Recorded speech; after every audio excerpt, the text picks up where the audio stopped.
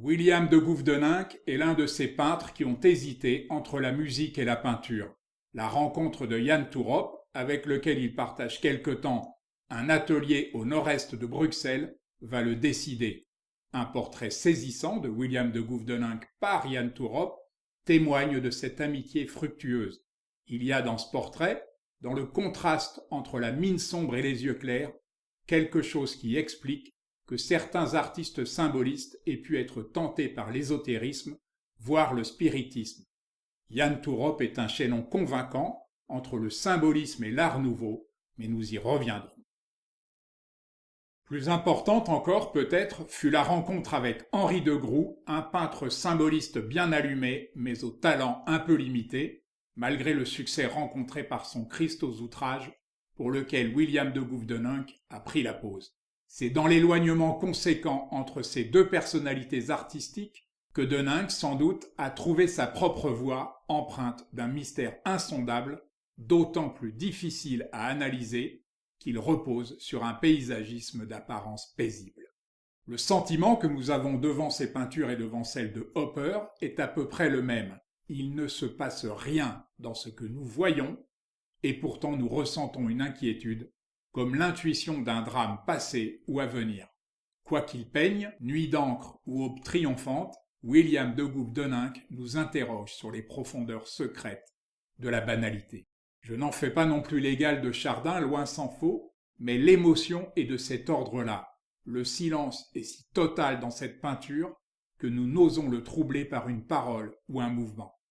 Et c'est bien ce silence qui fait l'intemporalité et la modernité des toiles de Chardin, de Hopper et de William de Gouffdeninck. Son mariage avec Juliette Massin, peintre elle-même et belle-sœur du poète Émile Verhaeren, va le mettre en contact étroit avec les écrivains de la jeune Belgique. En cette fin de XIXe siècle, Bruxelles est un haut lieu d'échange, un foyer d'expériences littéraires ou artistiques en tout genre, un carrefour d'idées, mais aussi un centre d'émancipation sociale, et son influence sera déterminante dans l'avènement du symbolisme puis de l'art nouveau. Tout ceci compose une singulière mosaïque de sensibilités, d'origines, de cultures et de contradictions, qui vont parfois jusqu'au conflit, mais ça fonctionne et plutôt bien. Ce sont très nettement les meilleures années pour William de Gouffdeninck.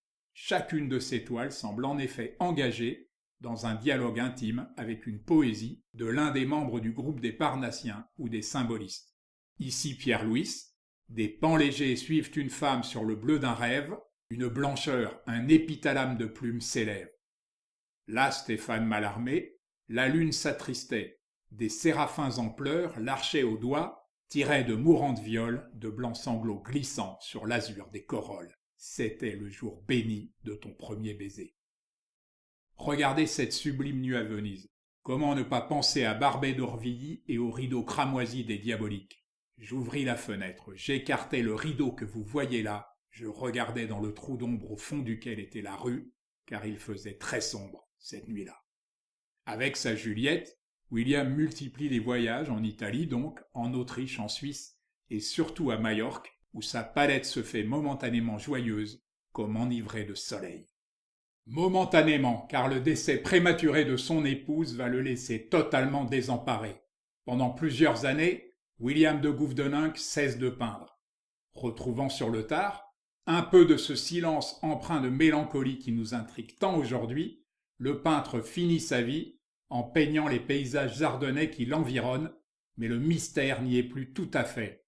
Pour réaliser une peinture, confiait William de Gouffdeninck à voix basse, il suffit tout simplement de prendre des couleurs, de tracer des lignes et de remplir le reste avec du sentiment.